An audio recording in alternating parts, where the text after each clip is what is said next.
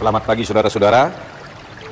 Firman Tuhan untuk kita pada pagi hari ini diambil dari kitab Yesaya 60 ayat yang ke-10 yang berbunyi, orang-orang asing akan membangun tembokmu dan raja-raja mereka akan melayani engkau, sebab dalam murkaku aku telah menghajar engkau, namun aku telah berkenan untuk mengasihi engkau.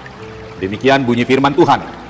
Saudara-saudaraku, sahabat Delima yang diberkati oleh Tuhan, ketika saya membaca nats ini, saya langsung teringat akan anak saya yang nomor 2, putri saya yang namanya Keren Hapuk. Waktu dia kecil, kalau dia sakit, dia susah benar makan obat. Biar sudah kita bujuk, kita rayu, dia tetap susah untuk makan obat. Akhirnya kita melakukan sedikit kekerasan. Kita tangkap dia, kita pokal mulutnya, lalu mamanya kasih obat, dia meronta, dia menangis. Tapi setelah dia telan, kita lepaskan. Dan setelah kita lepaskan, dia menatap saya dan mamanya dengan sorotan mata yang tajam. Saya yakin dan saya bisa terjemahkan, dia sedang berkata, Bapak jahat, Mama jahat, Bapak kejam. Padahal maksud kita adalah supaya anak itu sehat.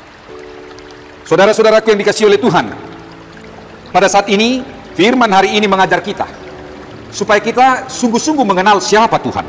Karena kalau kita belum mengenal siapa Tuhan, bisa saja kita mengatakan bahwasanya Allah itu adalah Allah yang sadis, Allah yang kejam. Oleh karena itu firman hari ini mengajarkan kita untuk lebih dalam mengenal Tuhan. Selain Allah kita itu Allah yang maha kuasa, selain Allah kita itu Allah yang maha kasih, jangan lupa saudara-saudara, Allah kita itu juga memiliki sifat pemurka. Ia pernah menghukum bumi dengan air bah. Ia juga pernah membumi hanguskan kota Sodom dan Gomora. Ia juga pernah memerintahkan umat Israel untuk menghancurkan satu kota dan membunuh semua penduduknya, yaitu kota Jericho. Bahkan melalui firman hari ini, di zaman Yesaya, Allah juga menunjukkan murkanya kepada umat Israel, bangsa atau umat pilihannya. Kenapa Tuhan murka? Ketika Israel sudah menikmati zaman kejayaan, zaman keemasan yang diberikan oleh Tuhan, ini tidak membuat Israel rendah hati. Yang terjadi malah sebaliknya. Umat Israel lupa diri dan lupa akan Tuhan. Inilah yang membuat Allah murka dan menghajar umatnya. Allah membiarkan bangsa Asyur menghancurkan kota Yerusalem, termasuk menghancurkan bait suci yang menjadi kebanggaan umat Israel. Mereka dijadikan budak. Yang dulunya mereka adalah bangsa yang sangat dihormati dan disegani, tapi sejak saat itu mereka sudah dianggap lagi.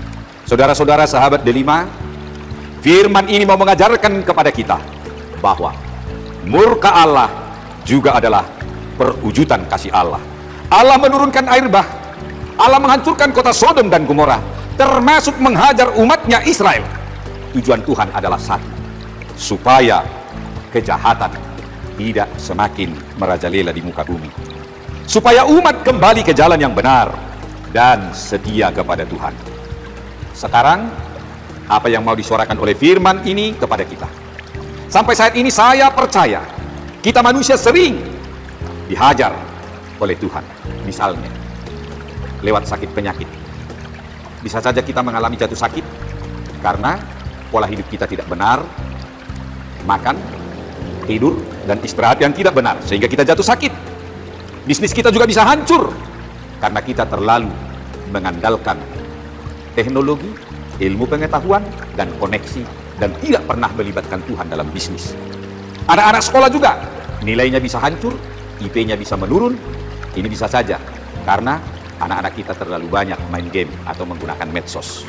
Oleh karena itu, kalau kita mengalami kepahitan dan kegetiran hidup, mari kita renungkan, jangan-jangan kita sedang dihajar oleh Tuhan.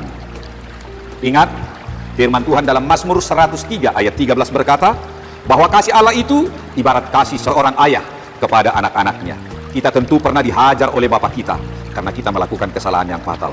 Tetapi seorang bapak menghajar tentu bukan supaya anak itu hancur atau babak belur, tetapi supaya kita mengenal kesalahan dan kita juga memiliki masa depan yang lebih indah dan lebih cemerlang. Amin.